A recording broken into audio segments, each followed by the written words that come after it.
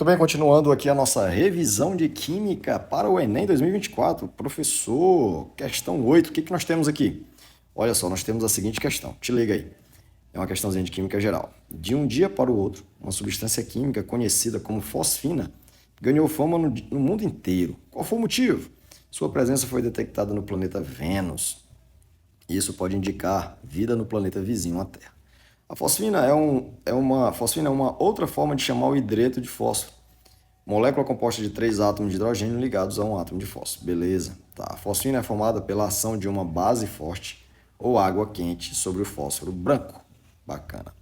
A formação dessa substância pode ser representada pela seguinte equação química não balanceada. Aí tu professor, tem que balancear então essa reação, tem que balancear.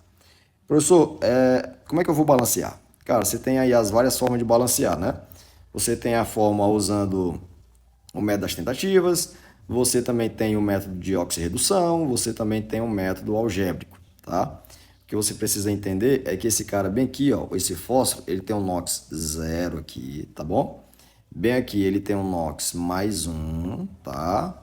E bem aqui ele está com um NOx menos 3. Então você percebe que o fósforo está sofrendo oxidação e redução, tá bom?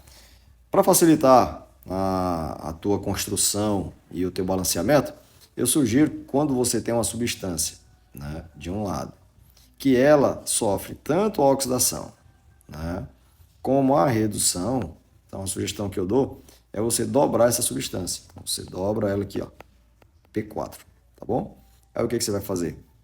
Você vai fazer o seguinte, você vai garantir, deixa eu apagar isso aqui, você vai garantir que um dos P's gera completamente o outro. Então, vamos garantir que esse P gera esse, tá bom?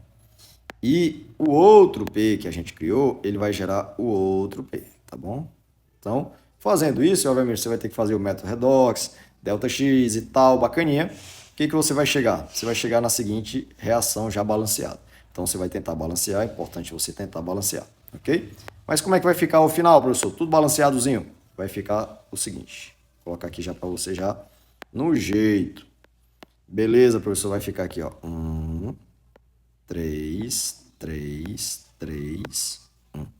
Então, depois que você fizer o balanceamento, você vai chegar nesses coeficientes estequiométricos, tá bom? Então, bacana. Caminhando para o final dessa questão, considere a massa molar do hidróxido de sódio igual a 40. E ele pergunta, para a formação de 1 mol de fosfina, qual a massa de NaOH que deve ser utilizada? Ora, vem aqui comigo. Bem, é um cálculo estequiométrico, né? Então ele quer saber, ó, a massa. Então, qual é o pedido? O pedido é a massa de quem? De NaOH. Ok. Quem é o dado? 1 mol de fosfina, pH3. Pronto. Então você vai circular o NaOH e a fosfina, tá? Cálculo estequiométrico. Primeira linha sai da reação, já está em mol. 3 mol para 1 mol. Então nós temos 3 mols de NaOH para quanto? Para 1 mol de pH3. Ele deu quanto? 1 mol. Ah, então para 1 mol desse cara, né, de pH3, quanto que a gente vai ter disso aqui, ó? Então, ó, 1 mol tá para 3 mol. 1 mol também vai estar para 3 mols. Então, é só a gente pegar esses 3 mols de NaOH e transformar em gramas. 1 mol de NaOH não vale 40 gramas? Então, 3 mols vai ser 3 vezes 40. Ah, entendi, professor. Então, a resposta, ó, letra E. 3 vezes 4, 3 vezes 40, 120 gramas. Beleza? Questãozinha boa, de repente, pode aparecer uma questãozinha dessa no Enem, envolvendo o balanceamento e também o cálculo estequiométrico. Bacana? Beleza, professor. Olha essa próxima questão. Vamos lá. Essa próxima questão é de química orgânica. O poliestireno pertence ao grupo das resinas termoplásticas, sendo pioneiro entre elas. Beleza. Devido às suas propriedades especiais, o PS pode ser utilizado em várias aplicações, sendo comercialmente vendido de 3 formas. Tem o cristal ou standard, o poliestireno expandido e o poliestireno de alto impacto, né? Então, bacana. Então, vamos lá. O esquema a seguir representa a produção do PS. Quem é o PS? É o poliestireno, ok? Agora, quem é o monômero do poliestireno? É o estireno aqui, ó, monômero. Tá? Então, aqui nós temos o nosso monômero, tá bom? Ele quer o seguinte, na etapa de produção da substância que formará o PS. O PS não é o poliestireno? É. O poliestireno é esse aqui. Exato. Esse é o poliestireno. Esse é o PS. tá bom? Ok? Então ele quer, na etapa de produção da substância que formará o PS. Qual é a etapa? É daqui para cá, ok? Então, essa etapa aqui, ok? Então, daqui para cá, deixa eu botar de azul. Pronto, daqui para cá, o que está acontecendo? Essa setinha aqui. Daqui para cá, do etilbenzeno, deixa eu aumentar aqui o tamanho. Olha aí, do etilbenzeno, né, do etilbenzeno, para o monômero de estireno. O que está acontecendo, professor? Que tipo de reação orgânica, cara, está acontecendo aqui? Olha só, se tu ainda não segue o canal, é o momento de você seguir. Siga aí o canal, toca no sininho para você receber as notificações, senta o dedo no like, compartilha com os colegas e comenta aí. Professor, gostei aí da sua resolução, gostei das questões. Cara, que revisão bacana, né? Então é isso. Então, qual é a etapa aqui? O que está acontecendo? Ó, esse camarada, tá, ó, CH3, CH2. Aqui, ó, CH2, CH. Então, daqui para cá, você vê que ele perdeu hidrogênios, tá ligado? Então, ele perdeu hidrogênios, não sofreu oxidação, nem nada. Então, ele perdeu hidrogênio, professor. Então, a alternativa é o quê, professor? Tá na cara, desidrogenação. Show de bola, professor. Maravilha, questãozinha bonita, né? Agora, ó, qual era o detalhe? É você saber qual era a etapa, porque olha o tanto de etapa que tem aqui, ó. Tem o nafta virando eteno, eteno virando etilbenzeno, benzeno virando etilbenzeno, tá vendo? E aí do etilbenzeno, do benzeno para o etilbenzeno você tem uma alquilação, tá? E aí você tem algumas etapas que você precisa ficar ligado, ok? Então, era só um pouquinho de interpretação para você resolver a parada. Outra questão, professor, questão orgânica também, professor, olha que bacana. Será que vai ter muitas questões de orgânica nessa prova? Pelo menos uma ou duas? Vamos lá. A oxidação química in situ é um método de remediação que vem empregando nas áreas contaminadas de forma cada vez mais frequente para apresentar uma eficiência satisfatória na redução de massa dos contaminantes organoclorados. Questão zona grande, né, doido? Então, tu deixa isso de mão, tá? Vamos aqui mais para o final. Olha, as reações entre o permanganato e alguns solventes organoclorados são apresentadas pelas equações a seguir. Então, tá aqui, ó. Permanganatozinho reagindo com esse camarada, permanganato reagindo com esse outro camarada, permanganato com esse outro camarada, permanganato com esse outro camarada. Bacana? Aí o que ele diz aqui no final? No uso da oxidação química com o permanganato ocorreu a degradação de compostos orgânicos tóxicos de cadeia. Ele quer que a gente classifique os compostos orgânicos tóxicos enquanto a cadeia dele. Como é que era a cadeia desses compostos orgânicos? Professor, então, eu tenho que construir a estrutura orgânica desses caras, né, professor? Exatamente, cara. Constrói aí, ó, C2CL4, vai ser como? Vai ser como? Deixa eu puxar ele para cá. Então, vamos lá. C, ó, dupla H, ó, Cl, Cl, Cl, Cl. Bacana, professor. Vamos puxar esse outro. C2 também, professor? É. E aí um H, aí Cl, são 3 Cl, Cl, Cl. De cara, tu já começa a perceber o que tem aqui, cara.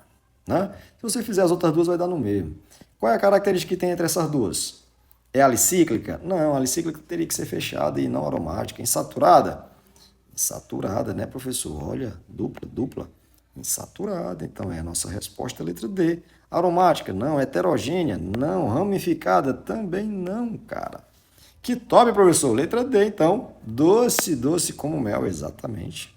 Vamos para essa outra questão. Agora, essa questão aqui é gostosa, essa questão é boa, tá? Questãozinha de titulação, professor. Olha, professor, titulação mesmo, né, cara? Exatamente. Cara, pode vir uma questãozinha dessa no Enem, hein? Rapaz, se vier vai ser bom, não vai? Vai. Então, vamos lá. Olha só o que ele diz, vamos botar aqui de amarelo. A legislação brasileira estabelece que o teor mínimo de ácido acético em vinagres comerciais deve ser de 4% volume. Ou seja, em 1.000 litros, 40 ml, em 1.000 litros de vinagre, 40 ml tem que ser de ácido acético. Então é assim que a gente faz a relação, exatamente.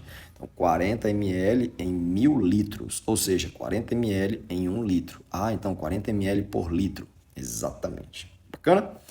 Para se determinar a quantidade desse ácido, é comum ser realizada uma titulação de 20 ml desse vinagre com hidróxido de sódio de concentração 0,9 mol por litro. A reação química está aqui embaixo. Então, nós temos aqui a nossa reaçãozinha bonitinha.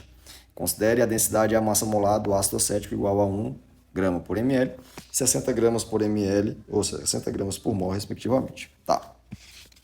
Para que o produto atenda à legislação, o volume mínimo de hidróxido de sódio usado no procedimento em ml é aproximadamente igual a quanto, professor? Vamos lá? Bora ver?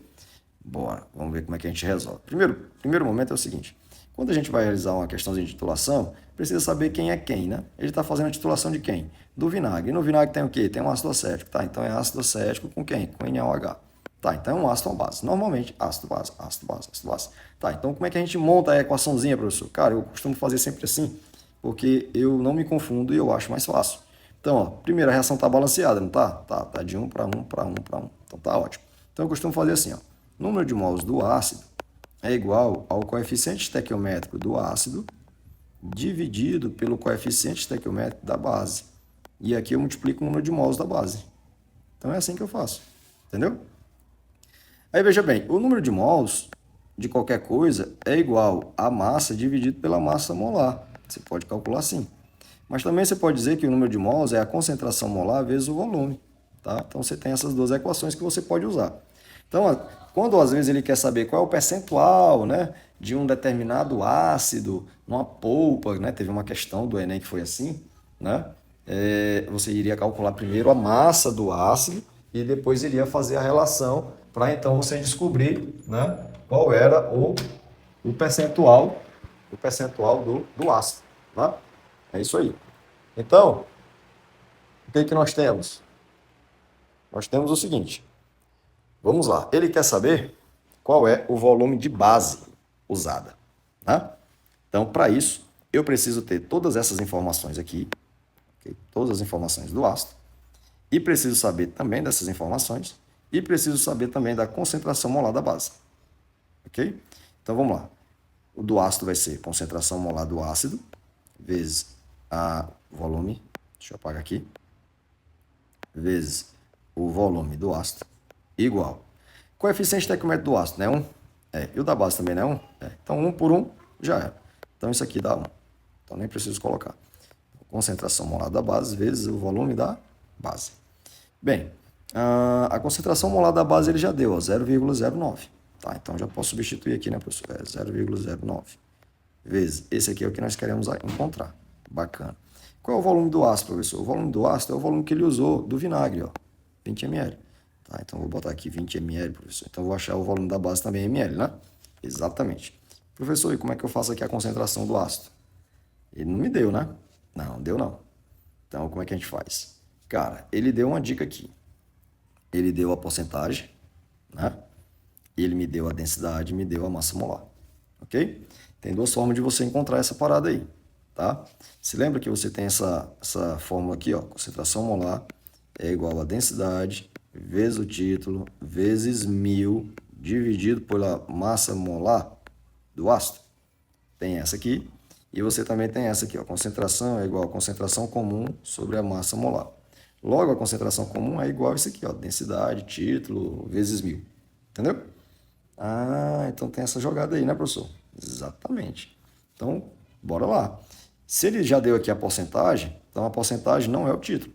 Teria que encontrar o título pela porcentagem. A porcentagem é igual a 100 vezes o título. Logo, o título é igual a porcentagem. Opa, eu estou botando 4 ali. É a porcentagem, tá? Dividido por 100. Ficaria então 0,04, né, professor? Exatamente. Ok? Cara, use o que você achar mais conveniente. Para mim, tanto faz, ok? Sei lá, eu usaria isso aqui, ó. Né? Eu não já falei que isso aqui seria uma espécie de 40 ml por litro? Aí a densidade, ó, grama por ml. Então, cada ml não vale 1 grama? Então, isso aqui eu posso dizer que é 40 gramas por litro. Concentração comum, tá? E a massa molar não é 60? Então, já posso botar aqui. Isso aqui é 40 dividido por 60. Ponto final. Cancela aqui? Cancela. Cancela aqui também? Cancela. Vai ficar 2 dividido por 3. Pronto. Então, a minha concentração molar é 2 sobre 3.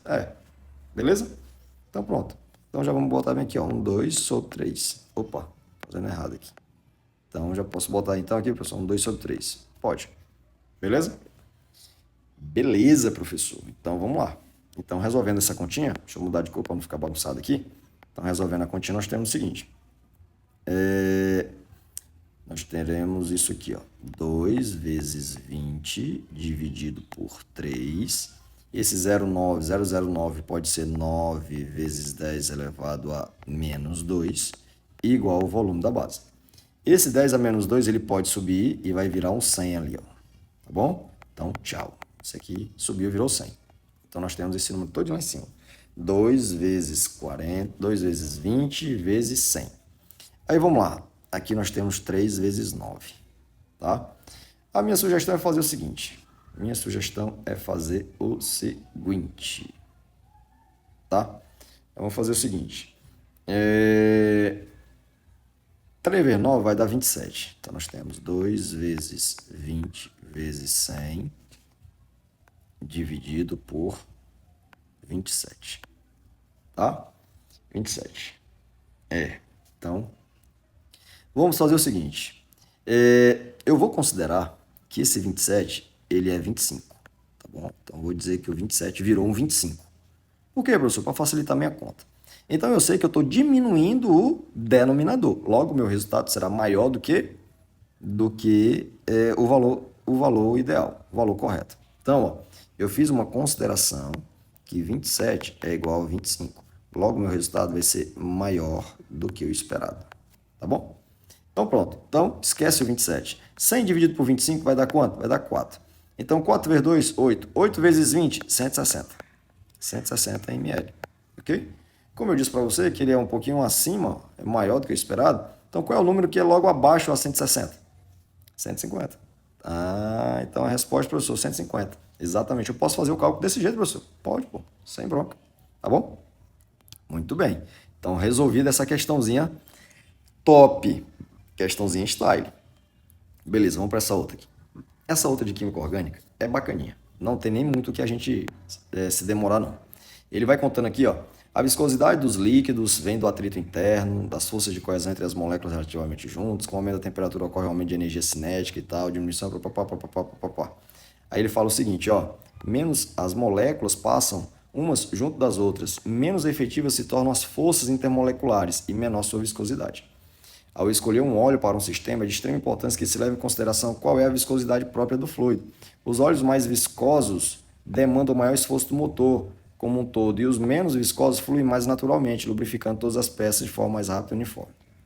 Aí ele diz assim, ó, por causa da boa fluidez de óleos menos viscosos, há também um menor desgaste das peças e estes reparos, beleza. Um composto que causaria menos desgastes nas peças de um sistema pode ser representado pela forma de quê? Veja bem, aqui nós estamos falando de viscosidade de líquidos que podem ter uma interação com as peças do motor. As peças do motor são metálicas, os metais, naturalmente, eles estão carregados, né? Eles estão carregados positivamente. Então, se eu tiver moléculas polares, essas moléculas elas terão também uma interação com quem, professor?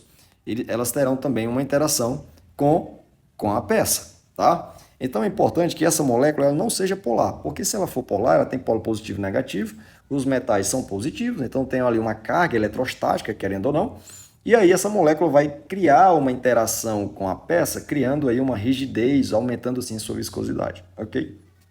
Então é importante que nós tenhamos uma molécula, um óleo que seja apolar, ou pelo menos mais apolar possível, tá? Então nós vamos em busca aqui de uma molécula apolar. Professor, beleza. Então a primeira, tá cheio de oxigênio, tá fora, professor, essa daqui é polar, exatamente. Professor, essa outra, ó, também é polar, beleza. Professor, opa, essa daqui tá de boa, essa é apolar. Bora ver as outras. Polar, professor, polar, égua. Então, nós já achamos a nossa resposta. A nossa resposta é a letra C, pô. É a molécula apolar. Perfeito? Cara, qualquer dúvida, deixa nos comentários, curte aí a parada, dê seu like, compartilha com os colegas, diga, ei, tem um professor aqui muito doido, ó, trouxe aqui umas questõezinhas bacanas, da hora, pro Enem agora, de amanhã, agora. Então, se você tá vendo esse vídeo hoje à noite ainda, pô, tá aí, ó, tá em cima do gargalo da tampa, né, da prova do Enem. Tá vendo no dia, ainda deu certo. Tá vendo depois? Já vai servir pro próximo Enem. Então, vamos lá. Físico-química, próxima questãozinha. Cara, que da hora, olha só. Ainda tem mais aqui algumas questõezinhas para você. São 20, acho que 20 ou são 18? 20 questões. Eita, questão massa. Tem mais umas bonitinhas aqui. Vamos lá. Teremos esse vídeo e tem mais um outro. Então, eu estou dividindo essa revisãozinha de química em 3 vídeos, tá bom? Então, o primeiro tem 7 questões resolvidas. Esse outro também a gente vai parar bem aqui, ó, no 14. Aí depois o outro vai vir com 6 questões, tá bom? 7, 7, 6. Pronto. Questão 13. As fórmulas destinadas à limpeza e higienização de brilhamento dos cabelos, denominado shampoo, o seu pH está altamente, olha só, o pH está altamente relacionado à estética do cabelo, pois valores de pH superiores a 5, opa, são informações importantes, superiores a 5 podem gerar irritações no couro cabeludo e agravar os efeitos do frizz e do embaraçamento dos fios. Ó, informação importante. Então, eu sugiro que você, quando estiver resolvendo as questões do Enem, usa a canetinha, já vai sublinhando ali, anotando algumas coisas importantes, tá bom? Já o pH inferior a 3,7 dos cosméticos capilares, papapá. Já o pH inferior a 3,67 dos cosméticos capilares é benéfico aos fios. Ó, porém, esse pH muito baixo pode ocasionar irritações e lesões na pele, além de irritar olhos e boca. Então, ó, pH 5,5 e 3,7. 3,67. Então, fica ligado aí.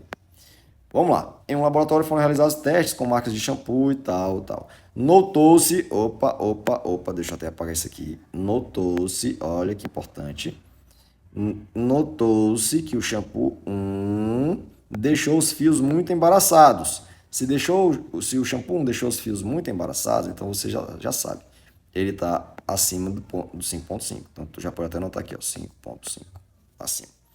E o shampoo 2, isso não ocorreu, mas a pele foi lesionada. Opa, aqui já é 3,67. Entendeu, jogado?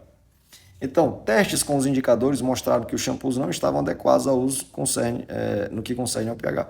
Para isso foram utilizados os seguintes indicadores. Tá. Aí, ó, me diga, quais os indicadores são mais apropriados, né? Ou qual o melhor indicador apropriado para você, então, verificar isso?